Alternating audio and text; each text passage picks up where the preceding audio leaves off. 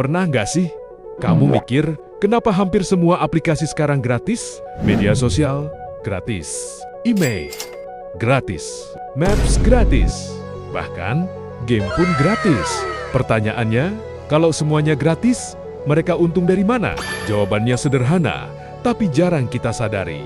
Dari data kita, tanpa kita bayar uang, kita justru membayar pakai kebiasaan, perhatian, dan identitas digital kita sendiri. Dan di era sekarang, data jauh lebih mahal daripada uang.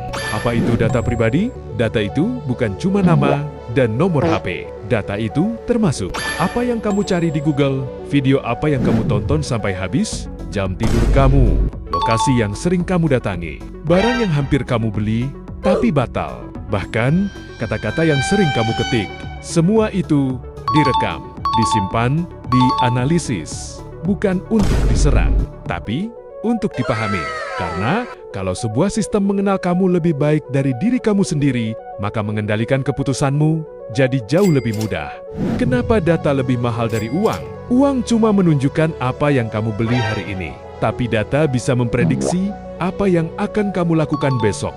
Dengan data, perusahaan bisa tahu kamu tipe impulsif atau sabar, kamu gampang terpengaruh atau kritis, kamu lagi sedih, senang, atau capek. Waktu terbaik buat menawarkan sesuatu ke kamu.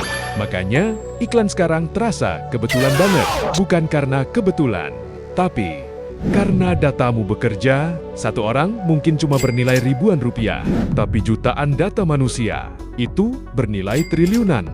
Kita ngerasa bebas, padahal diarahkan. Yang bikin bahaya, semua ini terasa normal. Kita ngerasa, ini pilihanku, ini seleraku, ini keinginanku. Padahal, seringkali keinginan itu dipicu konten. Selera itu dibentuk algoritma. Pilihan itu disempitkan sistem. Kita nggak dipaksa, nggak diancam, nggak dikurung, tapi diarahkan secara halus. Dan itu jauh lebih efektif. Dampaknya ke kehidupan nyata. Dampaknya bukan cuma soal iklan. Data bisa memengaruhi cara kita berpikir, cara kita bersosialisasi, cara kita menilai diri sendiri, bahkan cara kita melihat dunia. Konten yang kita lihat setiap hari pelan-pelan membentuk opini. Kalau kamu terus disuguhkan hal yang sama, lama-lama kamu menganggap itu kebenaran. Bukan karena salah, tapi karena itu yang terus muncul.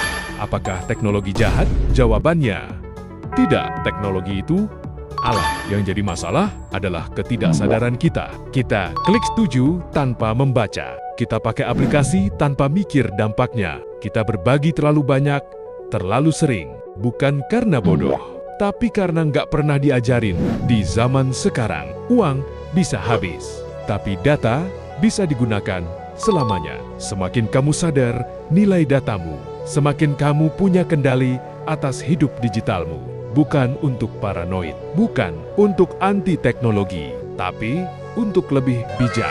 Karena di dunia digital, kalau kamu nggak membayar produknya, besar kemungkinan kamulah produknya. Kalau kamu ngerasa topik ini penting, share ke orang terdekatmu. Dan kalau kamu mau bahasan teknologi yang jujur dan relevan, subscribe channel ini. Karena memahami teknologi, itu langkah pertama untuk mengendalikannya.